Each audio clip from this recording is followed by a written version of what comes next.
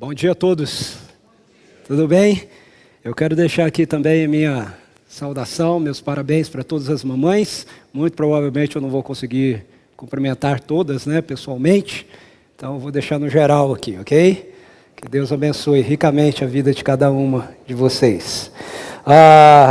Nós estamos tratando ao longo desta série sobre algumas realidades que estão presentes em nossas famílias, independentemente do contexto em que nós vivamos, independentemente do contexto onde nós estamos inseridos, na época em que nós vivemos, algumas realidades que estão presentes sempre presente na vida de qualquer família. Uma das realidades passa pelos conflitos, ok? Olhando para a história da família de Abraão e de Sara, no Antigo Testamento, nós vimos na semana passada que toda família tem conflitos e como o Evangelho, ele nos capacita a lidar com os conflitos existentes nos nossos lares. E nós vimos, vou fazer uma retrospectiva bem rapidinho aqui, nós vimos que nós lidamos, o Evangelho nos ajuda a lidar com os conflitos nos nossos lares, quando nós reconhecemos a presença soberana de Deus em meio aos nossos conflitos, quando nós submetemos as nossas vidas ao governo soberano de Deus e quando nós experimentamos a redenção que apenas o Evangelho pode nos dar. Ou seja, quando nós entendemos que não é meramente a questão de lidar com os conflitos, ok? Porque conflitos eles vão e vêm, mas é com a experiência de termos o poder do Evangelho operando na redenção da nossa história. Outra realidade pela qual toda família passa diz respeito a dívidas, ok? A dívidas. Olha só a estatística sobre dívidas e inadimplência no Brasil este ano. Quase 40% da população adulta brasileira está inadimplente, de acordo com a estimativa do Serviço de Proteção ao Crédito, SPC, e da Confederação Nacional de Dirigentes Logistas, ok? Então, 40% da população brasileira, isso demonstra que dívida é uma realidade que está presente aí, ok? Dívidas, elas começam a acontecer na nossa vida tão logo nós pensamos em casar. Não é verdade? Você já deve ter ouvido aquele ditado, quem casa, quer casa, né? Acho que é por isso que, hoje em dia, cada vez mais pessoas estão preferindo demorar para casar ficando na casa dos pais, né?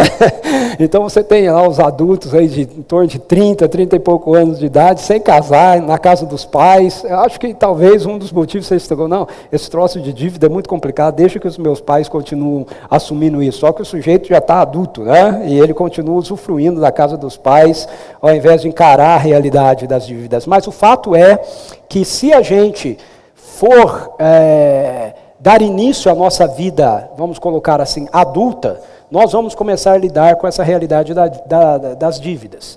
Nós estamos imersos em uma sociedade que, na verdade, procura nos convencer que nós só podemos ter felicidade se nós tivermos coisas. A nossa sociedade, e isso não tem a ver meramente com falar, é a sociedade capitalista, né? É uma sociedade de consumo, ok? No mundo todo, isso é uma realidade assim, excetuando alguns poucos países ou alguns rincões aí de lugares na Terra, mas o restante do nosso planeta, da nossa sociedade, vive a partir dessa ideia de que nós precisamos ter coisas para que possamos então ser felizes. Que nós valemos por aquilo que nós possuímos. Então nós somos continuamente tentados a gastar mais do que devemos. O problema não é gastar, o problema é gastar mais do que na verdade nós deveríamos gastar. Ou gastar além daquilo que nós temos condições de arcar. E aí nós acabamos entrando em dívidas. Mas, independentemente disso, o fato é que não há como nós vivermos sem dívidas, ok? Toda família tem dívidas. que não há como deixar de assumir. Por exemplo, o aluguel da casa, condomínio, a escola dos filhos. Se você tem carro, você tem IPVA para pagar, você tem licenciamento. Eu não queria ter essas dívidas, mas eu tenho. O fato de eu ter um carro faz com que eu tenha que assumir essas dívidas. Eu não posso simplesmente dizer, não, eu não vou pagar isso. Então são dívidas que nós contraímos porque essa é a realidade da sociedade onde nós estamos inseridos. É assim que ela funciona, é assim que a gente precisa viver. O problema, então, das dívidas é que elas, quando não são tratadas da maneira correta, elas podem trazer crise para dentro do nosso relacionamento familiar. Se nós não soubermos lidar com a administração das nossas dívidas, para que elas não se tornem impagáveis, ok? Eu quero reforçar esse fato aqui. A questão não é a dívida em si, ok? A questão é quando nós não temos domínio sobre isso, então as dívidas elas se tornam impagáveis. Aí vai ser só uma questão de tempo para que essas mesmas dívidas venham a sufocar o nosso relacionamento familiar e venham a trazer crise para dentro do nosso casamento, ok? Hoje nós vamos ver uma outra família no Antigo Testamento, nós vamos ver a história do senhor Jacó e da dona Raquel, ok? Eu quero convidar você para abrir a sua Bíblia comigo em Gênesis, capítulo 29. Pessoal do som, vocês podem tirar esse retorno aqui para mim? Eu acho que é aqui, né? Não sei. Olá. Eu estou ouvindo um eco aqui o tempo todo em mim. Gênesis, capítulo 29. Gênesis capítulo 29, versos 14 a 30. Joia, melhorou. Já fazia um mês que Jacó estava na casa de Labão, quando este lhes disse, só por ser meu parente você vai trabalhar de graça? Diga-me qual deve ser o seu salário. Ora, Labão tinha 2 filhas, o nome da mais velha era Lia e o nome da mais nova Raquel. Lia tinha olhos meigos, mas Raquel era bonita e atraente.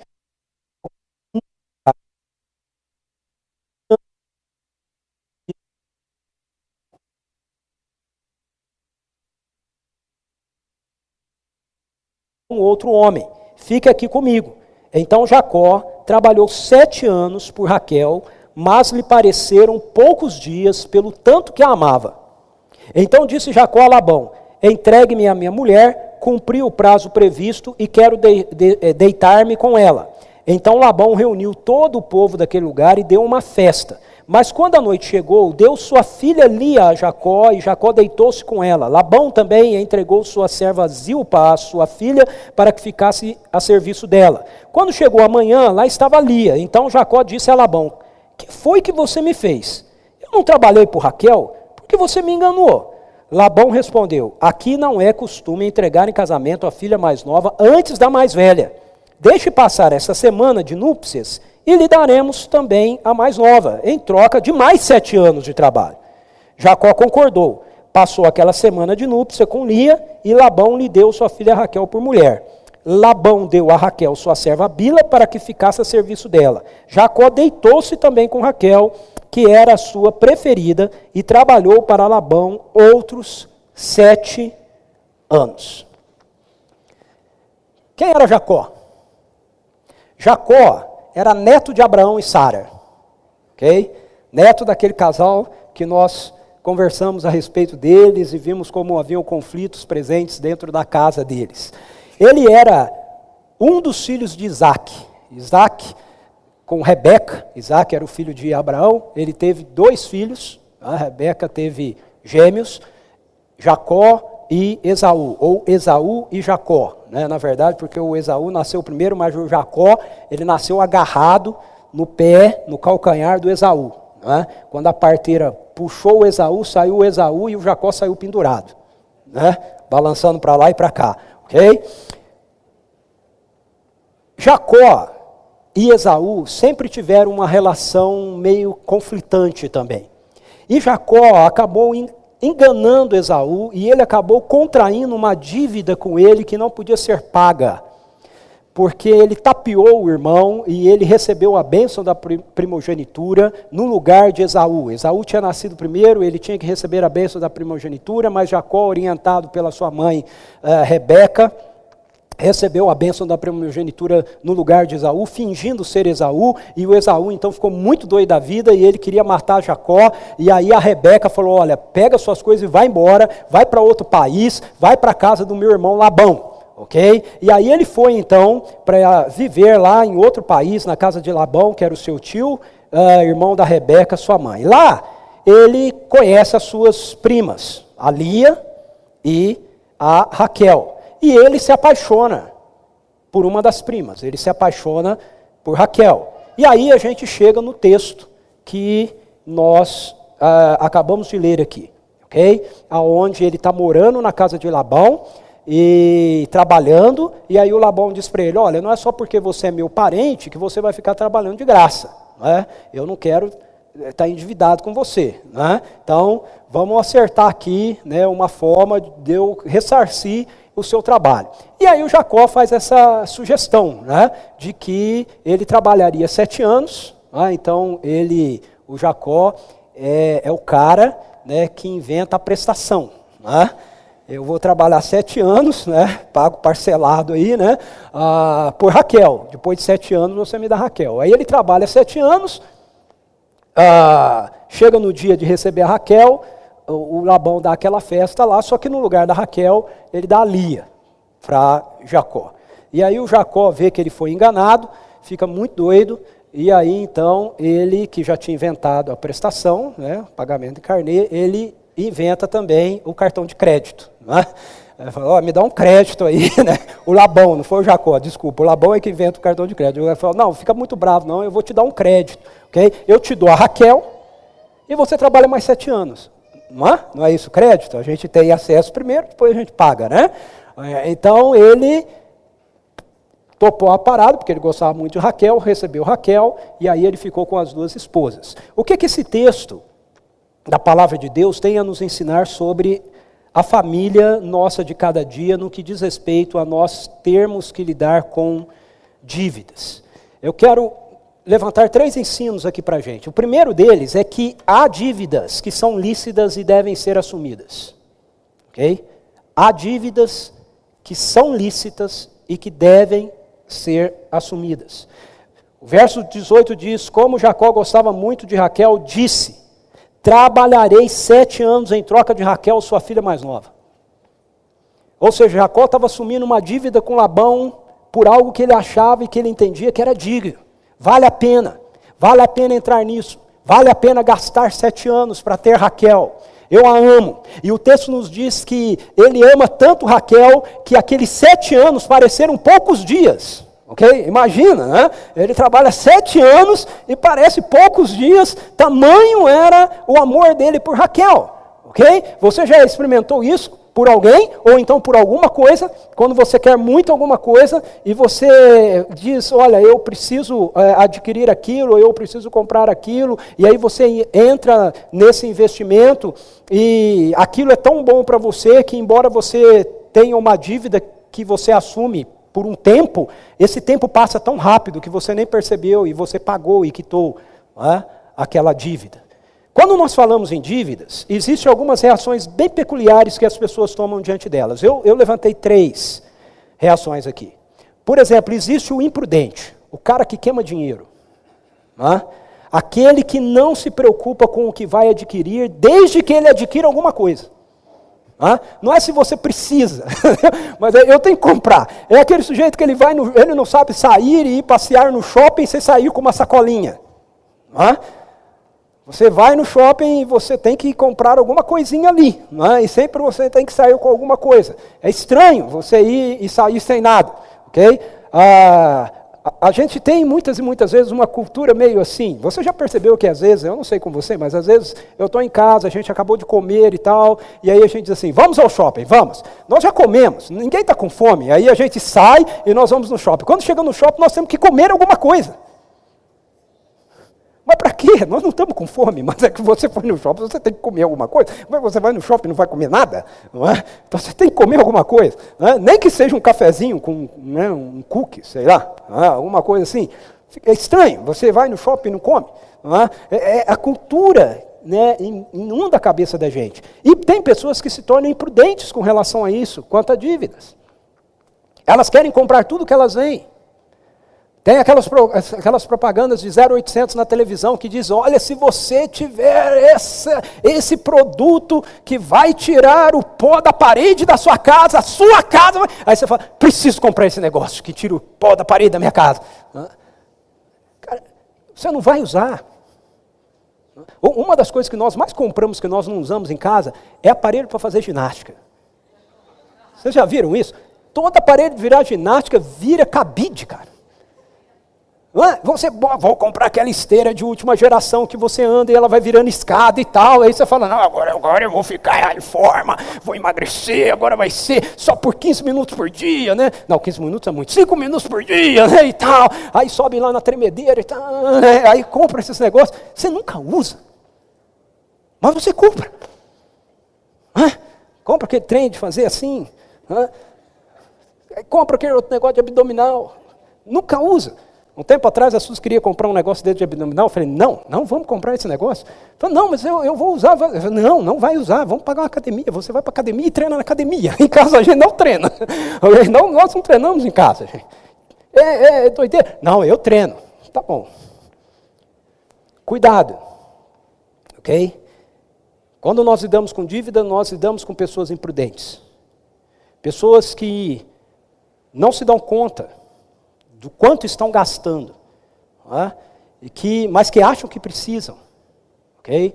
Adquirir novas coisas. Às vezes você tem algo que já é tranquilo, tá bom ainda, mas você pensa, não, eu preciso de outra, eu preciso trocar. Existe também uma outra pessoa com relação à dívida, é o ganancioso. O ganancioso. Aquele que não se conforma com o que tem. Ele sempre deseja mais. Ele quer mais, ok? Tudo para ele. Então, é diferente do imprudente, tá certo? Às vezes essa pessoa até tem recurso para comprar mais ou para ter mais, mas a questão é que ele não precisa. Mas ele compra. É ganancioso. Não cabe mais camisa dentro do guarda-roupa.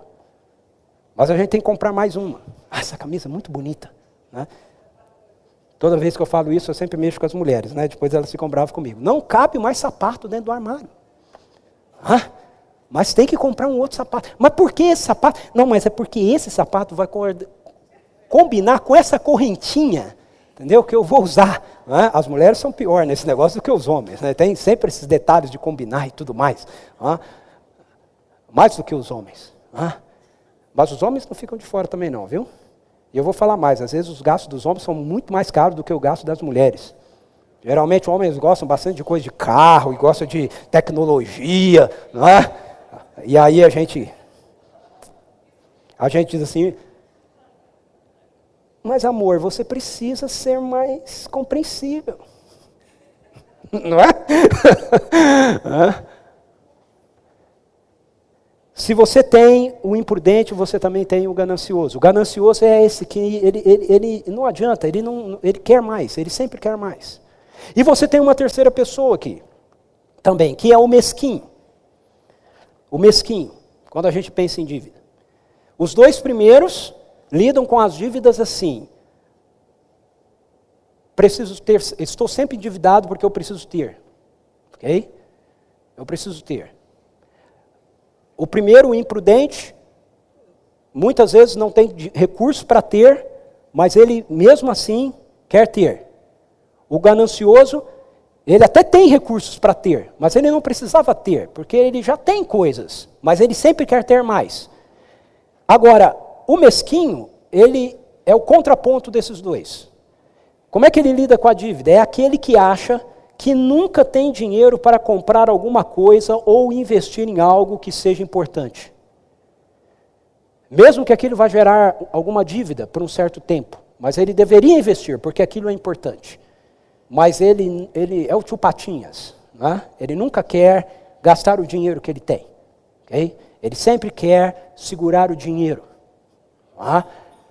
E aí, muitas e muitas vezes, a família passa por complicações, ou a família poderia até usufruir de uma vida melhor e tempos melhores, mas isso nunca é oferecido. Porque essa pessoa sempre acha que ela não pode gastar. Ela não pode gastar. Ela está sempre pensando mais no futuro e etc. E às vezes morre e não usufrui de nada daquilo que tem. Nós vemos que Jacó, ele contraiu uma dívida com o seu tio Labão. Por que ele contrai essa dívida? Ele contrai essa dívida porque era uma dívida que valia a pena ser contraída. Ele contrai essa dívida porque ele amava Raquel. E ele entendia que era uma dívida que ele poderia assumir e ele poderia pagar. Okay? Veja que quem propõe é Jacó. Jacó diz assim,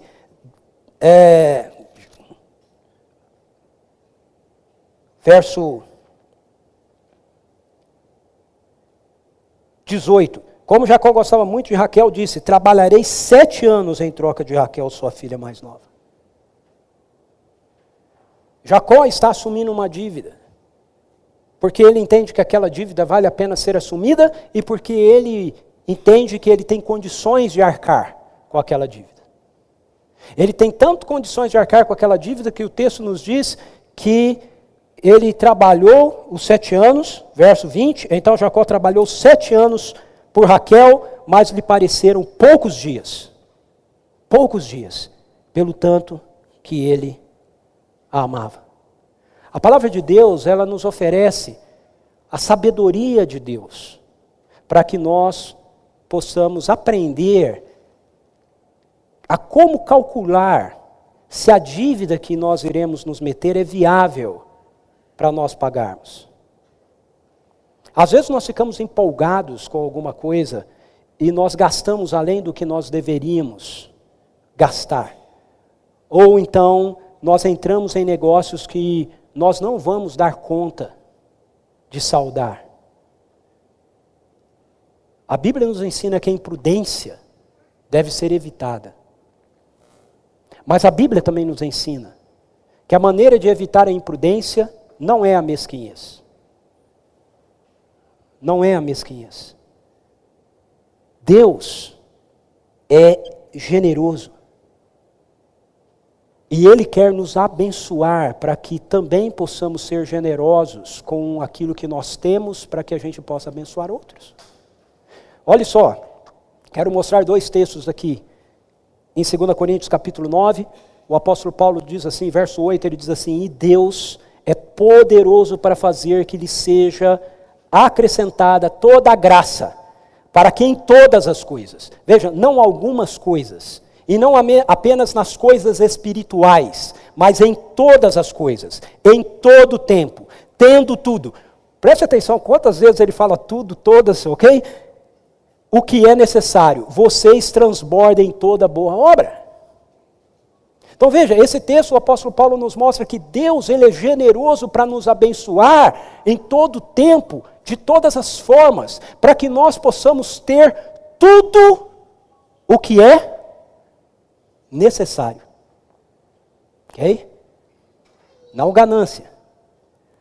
Não além do que é necessário. Certo? Mas também não mesquinhez. Ok? Nem imprudência. Mas sabedoria. Deus, deixa-me fazer um parênteses aqui, que eu estou falando de algo que é muito delicado e eu não quero ser mal interpretado por ninguém, principalmente que é gravado e vai para a internet, ok? Eu não quero que ninguém ache que eu estou pregando teologia da prosperidade, ok? Não é isso que eu estou fazendo, mas muitas e muitas vezes, porque a gente vê todo esse negócio da teologia da prosperidade sendo apresentado e defendido de uma forma totalmente distorcida, nós também vamos para o outro extremo e nós deixamos de lado verdades que as Escrituras nos apresentam. A verdade é que as Escrituras nos apresentam que se nós somos pessoas que amamos a Deus, tememos a Deus, andamos com Ele, buscamos sua sabedoria, então Deus, Ele vai nos dirigir de uma maneira que nós possamos ser abençoados em todas as áreas da nossa vida. Parênteses, isso não significa que você vai sair por aí dirigindo Rolls Royce, ok? Isso não significa que você tenha que comprar algo além daquilo que você pode. Mas isso significa que cada um de nós, dentro da nossa faixa, com sabedoria, nós podemos sim experimentar as boas dádivas que Deus nos concede através do nosso trabalho, através do suor do nosso rosto. Tudo o que nos é necessário. E Ele diz mais.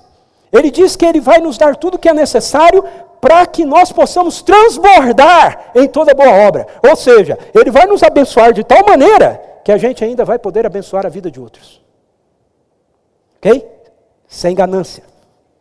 Tudo meu. No verso 11, isso fica mais claro ainda.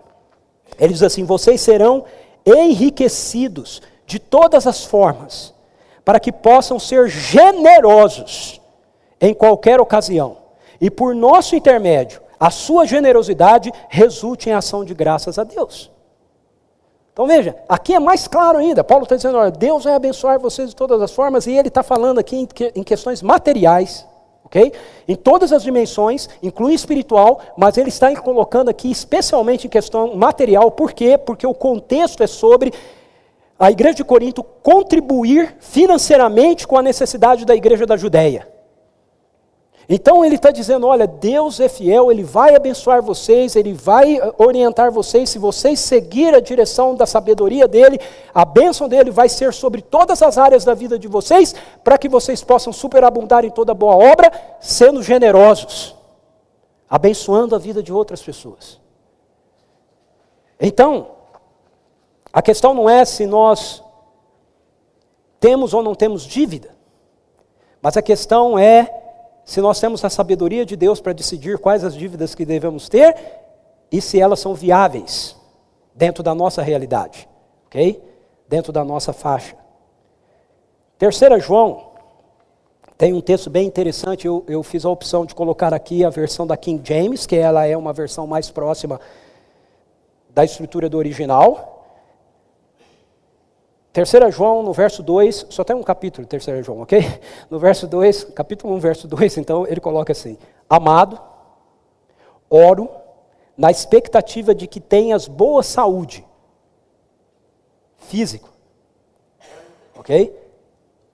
Se há no céu, devemos desejar ver na terra. Essa é a realidade do reino. No reino de Deus, pleno, nós vamos ter boa saúde. Então João ora dizendo, amado, eu espero que você tenha boa saúde, que sejas bem-sucedido em tudo que empreendes. Isso é a nível material, não é? Seus negócios, seus investimentos, a maneira que você gerencia os recursos e as coisas materiais que Deus coloca nas suas mãos, que você seja bem-sucedido em tudo que você empreende. E aí ele diz assim, assim como é próspera a tua alma. Então preste atenção, a base do que João está dizendo aqui é a seguinte: Jesus Cristo traz o reino de Deus, e o reino de Deus é colocado dentro de nós, e a nossa vida é desenvolvida de glória em glória. Nossa alma é transformada, ela prospera, ela cresce em Cristo Jesus, ela vai sendo moldada e formada cada vez mais em Cristo. Ou seja, ela é bem-sucedida. E ele diz assim, assim como a vida espiritual de vocês, sua vida espiritual, ela é desenvolvida e ela é bem-sucedida, eu espero que a sua vida física e que os seus recursos materiais prosperem de igual forma. Prosperem de igual maneira. De novo, é um assunto delicado porque é muito fácil para a gente distorcer isso, como muitas pessoas fazem, e levar para a área da teologia da prosperidade, dizendo que todo mundo tem que ficar rico, ok? Não é isso que eu estou dizendo, mas o que eu estou dizendo é que sim, Deus está dizendo aqui que assim como a nossa vida espiritual prospera, Ele também deseja ver a saúde do nosso corpo sendo desenvolvida, e Ele também deseja ver os recursos da nossa vida física, ok? Sendo desenvolvidas, prosperando, como é próspera a sua alma. Agora, nós temos que ver isso dentro da realidade que nós estamos inseridos. Vou usar um exemplo aqui de José. Quando José estava no calabouço, ele foi próspero. Quando ele estava preso, José foi um cara que veio lá no Antigo Testamento, vou falar dele na semana que vem. Quando ele estava preso, dentro da prisão, a sua vida prosperou. Ele estava preso, ele era um prisioneiro, mas prisioneiro, lá dentro da prisão, a vida dele prosperou. Ele cuidava de todos os outros presos que estavam com ele. Okay? O carcereiro deu a ele autoridade para cuidar de todos os demais presos. Depois, quando ele é tirado de lá, ele vai para o palácio, a vida dele prospera no palácio. Mas preste atenção, os contextos são diferentes. Não há na prisão a prosperidade do palácio. Ok? Há prosperidade, mas não há a prosperidade do palácio. Então isso tem a ver com o contexto que nós estamos, com a realidade que nós vivemos. Não significa que todo mundo, em todos os lugares, todas as nações vão ser iguais. Ok? Nessa era má, certo? Mas significa que dentro do contexto que nós estamos, nós podemos ver essa realidade se desenvolvendo. Se você mora num condomínio em Vinhedo, você ou em qualquer outra das nossas cidades ao redor, você pode ver isso sendo desenvolvido dentro desse seu contexto. Mas se uma pessoa que teme a Deus, ama a Deus, anda com Deus, mora, por exemplo, no Rio de Janeiro, numa favela, ele pode, na favela, ver esse contexto ser desenvolvido. A casa dele na favela pode ser uma boa casa. Uma casa decente, limpa. O trabalho dele ali, ainda que ele ganhe pouco, pode ser sustentável. Então tem a ver com o contexto, ok? Tem a ver com o interior, com a realidade do reino de Deus dentro de nós. E de como ele se manifesta, então, a partir de nós. Portanto, o primeiro ensino que nós aprendemos aí é que nós precisamos entender, sim, que há algumas dívidas que valem a pena serem contraídas, assumidas, com a sabedoria de Deus, ok? Nós precisamos assumi-las, que vão ser boas para a gente, vão ser boas para a nossa família e vão abençoar a vida de pessoas que estão ao nosso redor. Um segundo ensino que eu quero destacar aqui para a gente é que precisamos ser prudentes ao assumirmos uma dívida. Olha só, embora essa dívida de Jacó fosse uma dívida que Jacó entendeu valer a pena ser assumida, ele não foi prudente ao assumi-la. Olha o que o texto nos diz nos versos 25 e 26. Quando chegou a manhã, lá estava Lia. Então Jacó disse a Labão: que foi que você fez? Eu não trabalhei por Raquel, porque você me enganou. Labão respondeu: aqui não é costume entregar em casamento a filha mais nova antes da mais velha. Você já ouviu a expressão comprou gato por lebre? Então, esse ditado surgiu aqui, ok? Foi isso que aconteceu com Jacó. Jacó foi achando que ele estava levando um produto, quando chegou lá era outro. Mas peraí, não é esse aqui que eu comprei na loja? Não era esse que estava no mostruário? Como é que é esse negócio? Qual foi o erro de Jacó? O erro de Jacó é que ele estava tão fascinado com o fato de poder ter Raquel, que ele não leu o contrato. Sabe? Quando você fica tão fascinado em ter o carro, trocar o carro, comprar a casa, né? Ou qualquer outra coisa, e você não leu o contrato, você ficou muito empolgado com o bem, e aí esqueceu de ler as letras miúdas. E aí depois que o contrato já está assinado, meu amigo, agora não tem mais jeito. Está assinado. Jacó foi imprudente. Nós vivemos em uma sociedade de consumo que precisa girar. Portanto, o tempo todo nós somos expostos a esse turbilhão de propagandas e de incentivos de que a gente precisa comprar, a gente precisa gastar, a gente precisa trocar. E muitas vezes nós somos imprudentes. A gente não lê o contrato. A gente não presta atenção nas letras miúdas. A gente não se dá conta se nós realmente, com aquilo que nós vamos adquirir e que aparentemente vai trazer tanta satisfação para a vida da gente, não vai, na verdade, acabar gerando um estresse na família da gente, um pouquinho mais adiante. Quando as contas começarem a surgir, gerando desarmonia entre nós. Então nós precisamos ser prudentes quando nós pensamos em contrair uma dívida. Nós precisamos analisar se nós vamos ter recursos para suprir aquela compra que nós estamos querendo fazer. Deixe-me abrir apenas um parênteses aqui com relação ao que está acontecendo em Jacó, para te chamar a atenção de algo importante. Relacionado ao que nós falamos no domingo passado também. Nós falamos a respeito, para lidar com os conflitos lá na nossa família, que nós precisamos reconhecer a presença de Deus no meio dos conflitos. Dívida é algo que às vezes gera conflitos na família da gente.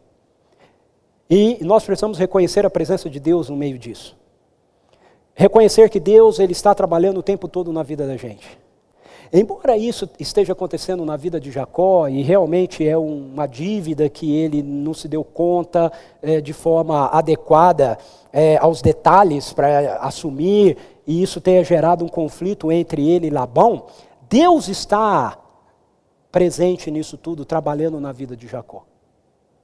Por que eu digo isso? Porque, preste atenção no que acontece na vida de Jacó com Esaú. O irmão. Primeiro, ele troca, isso é um problema de Esaú, Esaú troca a primogenitura dele, ok, por um prato de lentilha.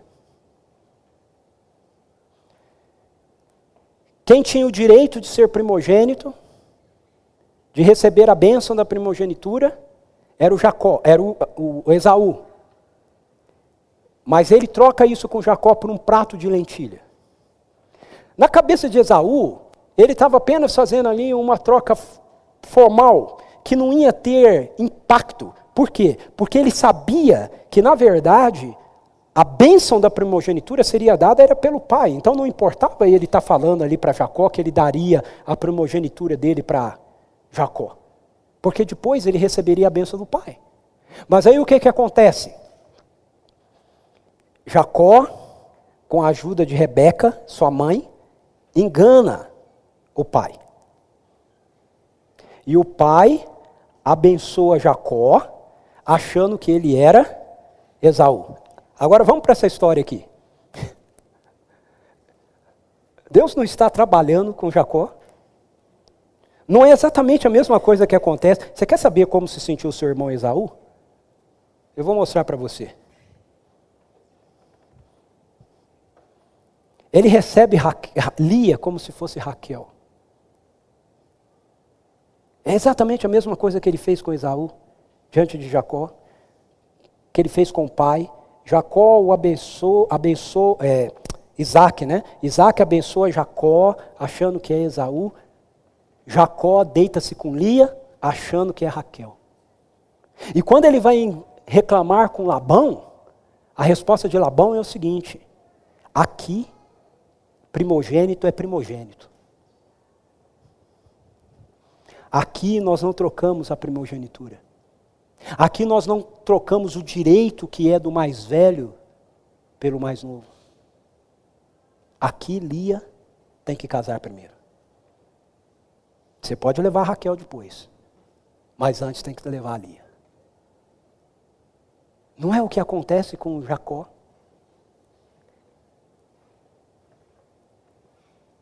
Entre ele e Esaú. Deus está trabalhando na vida de Jacó. Assim como Deus trabalha na minha vida e na sua vida. O tempo todo. Certa vez Jesus ele usou um exemplo que nos mostra como lidar com prudência para com as nossas dívidas. Olha só esse texto de Lucas capítulo 14, versos 25 a 30. Jesus ele está falando a respeito da missão dele de levantar uma comunidade de discípulos, e o texto diz assim, uma grande multidão ia acompanhando Jesus. Este, voltando-se para ela, disse, se alguém vem a mim e ama o seu pai, sua mãe, sua mulher, seus filhos, seus irmãos e irmãs, e até a sua própria vida, mais do que a mim, não pode ser meu discípulo. E aquele que não carrega a sua cruz e não me segue, não pode ser meu discípulo. Palavras duras, não é? Pô, você tem que... Jesus está dizendo, olha, se você amar seu irmão, sua irmã, seu pai, sua mãe, seu filho, sua filha, mais do que a mim, você não pode ser meu seguidor. Se você não negar a si mesmo, suas vontades individuais, pessoais, próprias, e não assumir a sua morte, a morte dos seus próprios ideais, para que então você me siga, e tenha os meus propósitos na sua vida, os meus ideais na sua vida, você não pode ser meu discípulo. E aí em seguida ele explica por que ele está dizendo isso. Ele diz assim, qual de vocês, se quiser construir uma torre, não se assenta e calcula o preço para ver se tem dinheiro suficiente para completá-la? Pois se lançar o alicerce e não for capaz de terminá-la, todos os que a virem rirão dele, dizendo, esse homem começou a construir e não foi capaz de terminar. Jesus está dizendo o seguinte, eu vim para estabelecer o reino do meu Pai. E eu não posso permitir que qualquer pessoa se envolva com isso, se não for para valer, se não for até o fim. Eu não vim começar algo que eu não vou terminar. É isso que ele está dizendo. Agora nós podemos pegar essa parte e podemos aplicar para nós, de forma geral. Não só para a nossa vida de discipulado, não só para entender que Jesus, quando você entra num compromisso com Ele, mediante o Evangelho, Ele espera que o seu compromisso seja um compromisso total, não parcial, total. Ele deu tudo por você, e Ele espera que você entregue-se completamente a Ele, assim como eu. Mas o texto também nos oferece uma analogia de como a gente deve lidar com as realidades de forma geral da nossa vida, o que inclui dívidas. Jesus diz assim, nenhum construtor prudente, ele vai começar uma construção sem primeiro calcular se realmente ele vai ter recursos para terminá-la. Para que não fique na metade, aí todo mundo passa e fala, nossa, olha isso aí, não conseguiu. Já passou por prédios em lugares assim, onde você vê levantado e tal, mas não terminado? A gente sempre fica pensando, né, nossa, o que será que aconteceu, né? Por que será que não terminou? Embargaram a obra? O que será que estava errado? A gente sempre fica pensando nisso. Veja, essa palavra de Jesus nos ensina a como podemos ser prudentes na administração das nossas dívidas. Quando nós vamos assumir uma dívida, 7 anos, né? Como a de Jacó, né? Não uma dívida que se você comprou aqui e pagou, isso não é dívida, né? Mas se você vai entrar num algo, ok? Que vai ter parcelas, um negócio grande, uma casa, um carro, sei lá, qualquer coisa assim, que você precisa fazer isso baseado naquilo que você tem, não naquilo que você não tem. É isso que Jesus está nos ensinando. Você faz baseado naquilo que você tem, não no que você não tem. Você faz baseado naquilo que é uma realidade, não em cima daquilo que é expectativa. Eu conheço muitas pessoas e tenho vários amigos que se enrolaram muito na vida porque eles entraram em negócio, em dívidas, em cima da expectativa que eles teriam em negócios. Só que depois o negócio não vingou. O acordo não fechou. Aquilo que se esperava não foi feito. E aí, o cara já estava contando, outro ditado, né? Com a galinha, como é que é o ditado? O ovo antes da galinha, né? Estava contando com o ovo antes da galinha. Não, eu vou fazer um negócio aqui no mês que vem, no outro, vou fechar, vou receber tanto. Então, por isso, agora eu vou comprar tal coisa. Não, nós precisamos entrar em dívidas assim, com sabedoria, com prudência, a partir daquilo que nós possuímos, a partir daquilo que nós temos. Nós precisamos ter responsabilidade com os compromissos que assumimos para não deixarmos de investir no que deveria ser importante por conta de uma dívida desnecessária que a gente acaba contraindo. Às vezes nós estamos vivendo um momento tranquilo na nossa vida. E isso faz com que a gente possa investir e abençoar a vida de outros e tudo mais. Mas de repente, nós somos convencidos de que nós precisamos de algo que na verdade, do fundo não precisaríamos. Já teve experiência assim? Eu preciso trocar meu carro. Na verdade você não precisava. Estava bem. Mas aí você, não, mas já faz 2 anos que eu estou com esse carro. Preciso trocar. Aí você contrai uma dívida, está tudo tranquilo. Mas você contrai algo que acaba roubando de você a oportunidade, aquela tranquilidade que tinha antes. Então eu não estou dizendo aqui que a gente não possa investir, eu espero que você esteja entendendo, ok? Que vocês estejam comigo naquilo que eu estou tentando explicar aqui. A verdade é que a palavra de Deus nos diz que nós precisamos guardar o nosso coração daquilo que o mundo oferece para a gente como sendo o néctar da nossa vida. Veja, 1 João, capítulo 2, versos 15 a 17, diz assim: não amem o mundo, nem o que nele há. Se alguém amar o mundo, o amor do Pai não está nele, pois tudo que há no mundo, aí ele vai explicar o que ele está chamando de tudo. A cobiça da carne, a cobiça dos olhos e a ostentação dos bens. Não provém do Pai, mas do mundo. O mundo e a sua cobiça passam, mas aquele que faz a vontade de Deus permanece para sempre. O que vem do mundo? A cobiça da carne.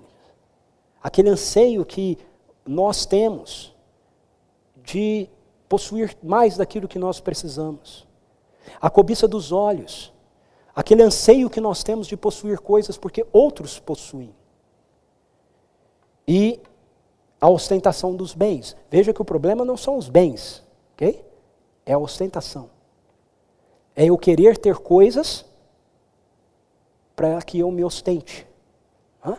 Então não são as coisas o problema, mas é a atitude que eu tenho para com elas. E ele diz, essas coisas fascinam o nosso coração e roubam do nosso coração o amor de Deus, o amor por Deus. O terceiro e último ensino que eu quero compartilhar com vocês é que nossas dívidas, elas precisam ser pagas. Olha o que o texto nos diz nos versos 27, 28 e 30. O Labão diz assim: deixe passar essa semana de núpcias e lhe daremos também a mais nova, em troca de mais 7 anos de trabalho. Jacó concordou e trabalhou para Labão outros 7 anos. Só que, eu espero que você tenha entendido isso nas Escrituras, né? Jacó, verso 30 diz assim: Jacó deitou-se também com Raquel. Há uma diferença aqui. Antes ele trabalha 7 anos sem ter Raquel. Depois de 7 anos ele vai receber Raquel, mas ele recebe Lia. E aí ele diz, olha, agora eu vou te dar o pagamento adiantado, mas você tem uma dívida de 7 anos. Então ele recebe Raquel, ele já se casa com ela, ele já começa a ter um relacionamento com ela, mas ele tem mais 7 anos de dívida com Labão. E o texto diz que ele paga. Ele paga. Jacó foi e trabalhou mais 7 anos por Raquel. Por quê? Porque ele havia concordado com a dívida que assumira. E ele foi fiel para cumpri-la. A Bíblia nos diz em Romanos capítulo 13, versículo 8, não devam nada a ninguém, a não ser o amor de uns pelos outros. Pois aquele que ama seu próximo tem cumprido a lei. Não devam nada a ninguém, exceto o amor. Essa é uma instrução das Escrituras para a gente.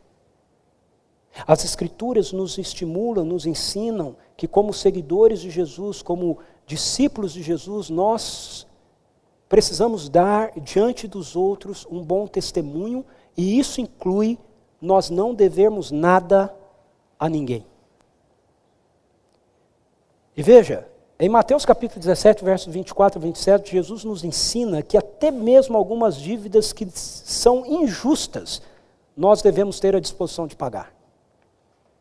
Nós estamos vivendo aí esse momento, né, nos últimos anos aqui do nosso país, vendo toda essa divulgação, como vimos essa semana aí dos depoimentos lá, né, do senhor Lula e outras coisas que vão nos enojando, vão nos deixando irritados, né, e nós vamos pensando, enquanto a gente tem que pagar de impostos, né, para o governo, de tudo quanto é lado, e a gente fala, e os caras estão pegando todo o dinheiro que a gente, nada contra pagar, né, o imposto, mas o dinheiro que era para ser usado pelo imposto, para o bem da nação, os caras estão pegando tudo para eles, e aí, eu não sei se você é como eu, mas eu fico muito indignado algumas vezes, eu falo assim, o negócio era ninguém mais pagar imposto, né, e tal, e fico bravo e tal, mas aí, eu me deparo com um texto como esse de Jesus aqui, ó.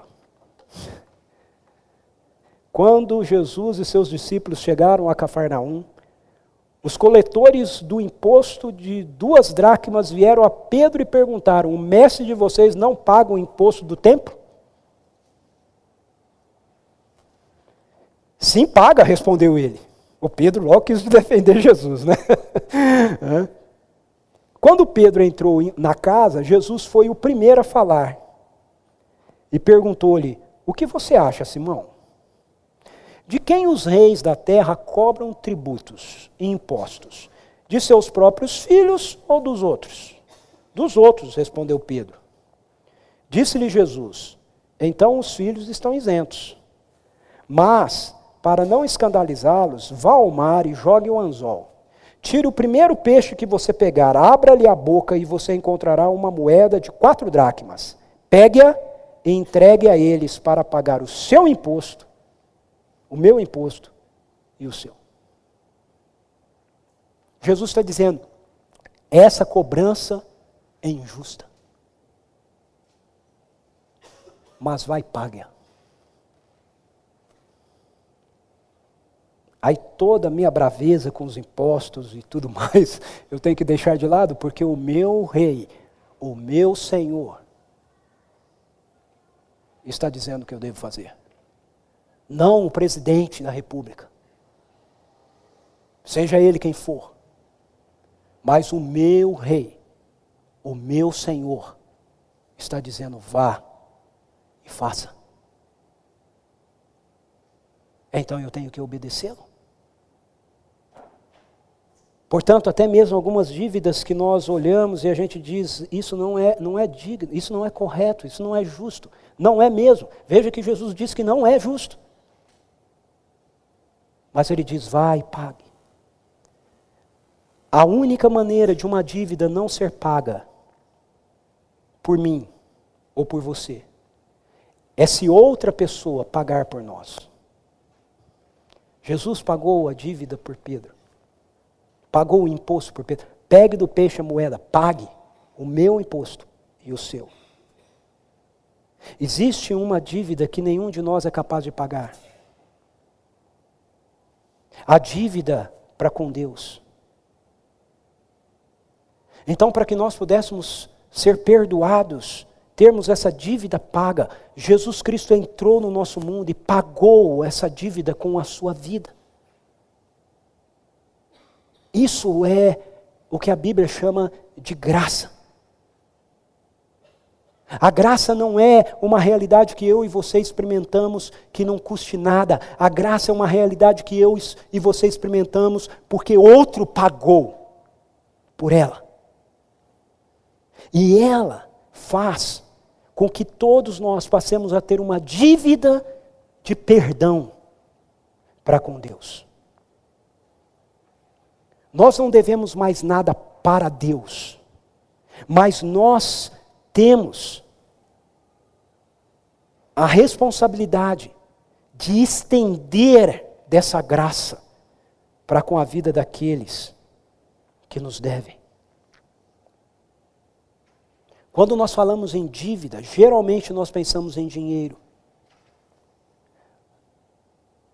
Mas há uma outra dívida que assola as nossas famílias, que é a dívida do perdão.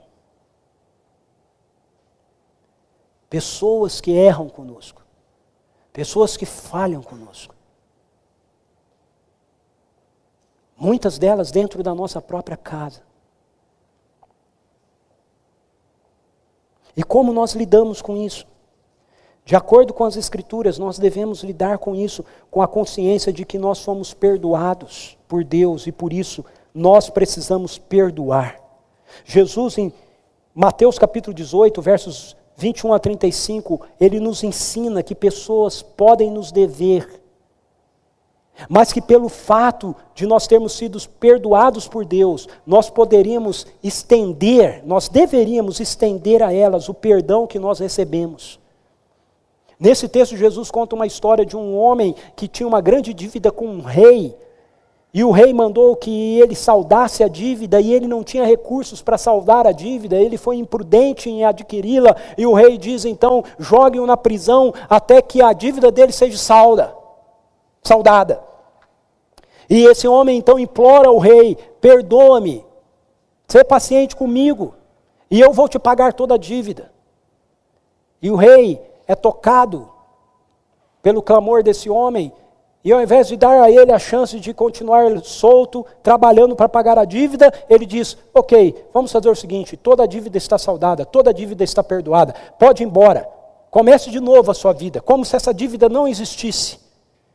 E aí ele sai e ele se encontra com um conservo que devia a ele, em relação ao que ele devia ao rei, um valor irrisório.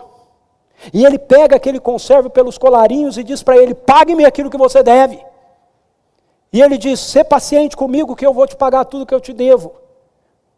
Mas aí o que ele faz? Ao invés dele ser condescendente, como o rei havia sido com ele, dizendo, não, eu fui perdoado de uma dívida enorme.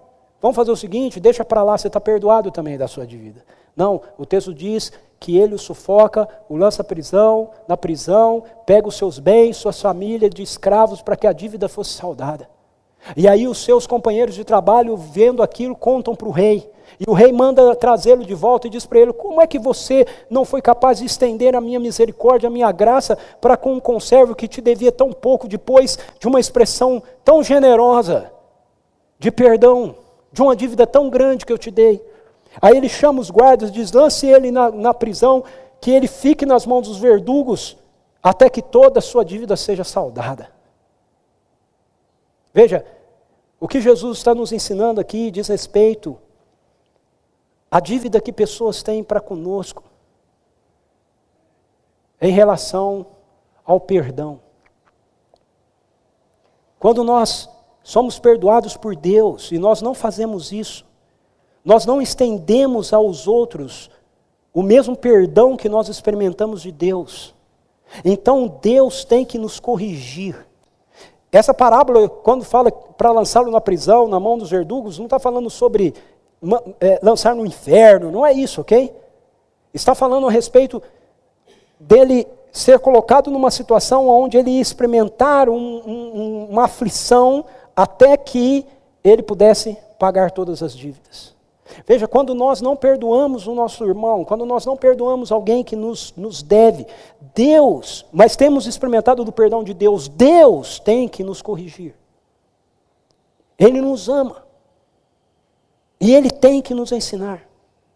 Jesus deu a vida dele para que nós pudéssemos ser perdoados por Deus. E nós precisamos entender que a experiência com a graça de Deus deve nos levar a perdoar a dívida de outros para conosco. Você está em dívida com Deus? Se você está, deixe que Jesus salde sua dívida. Se você falhou, se você errou, se você pecou, dê o nome que você quiser dar a isso. Não é o seu esforço para tentar ser melhor que vai saldar sua dívida com Deus. É você chegar diante dele com um coração humilde e quebrantado e dizer, Deus, eu preciso do teu perdão. Eu preciso de ti.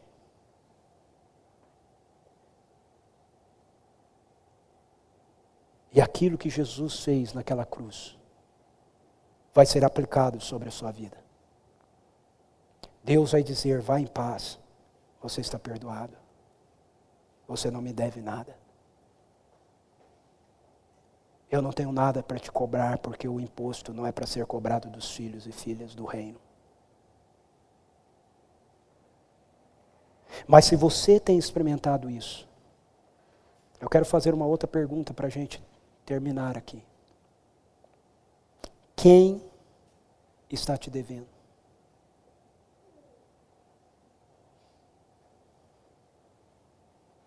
Deixe que a experiência com a graça de Deus na sua vida te capacite a perdoar aqueles que te devem, a não cobrar a dívida,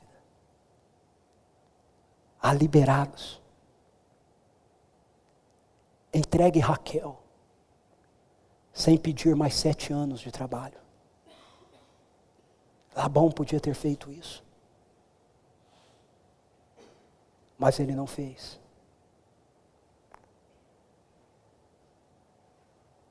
Você não precisa carregar no seu coração pessoas presas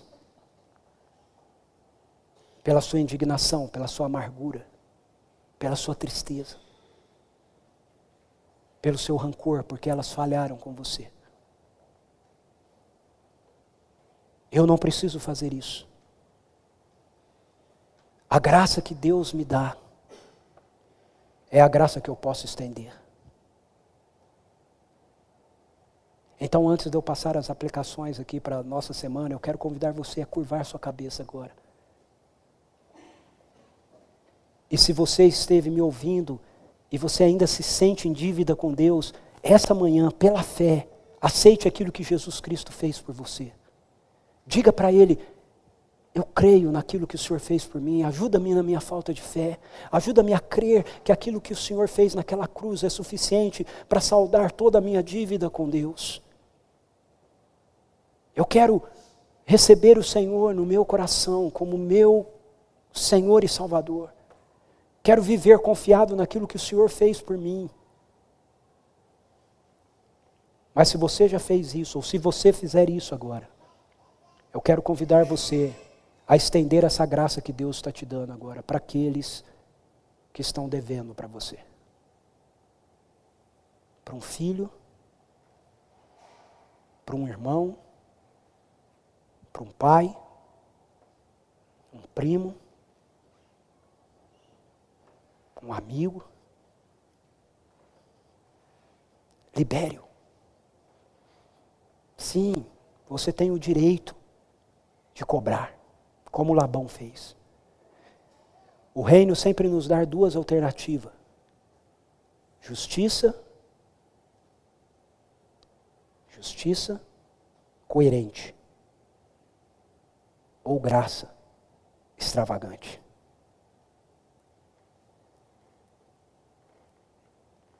O Espírito Santo de Deus desafia a mim e a você a escolhermos sempre pela graça extravagante.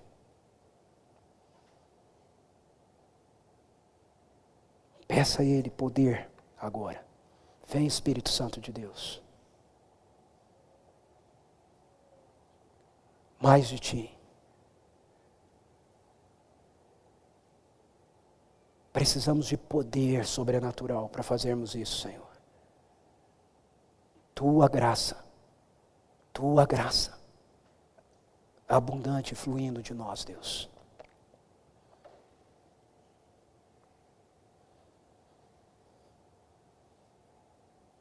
Capacita-nos a entregarmos Raquel, sem pedirmos mais 7 anos de trabalho.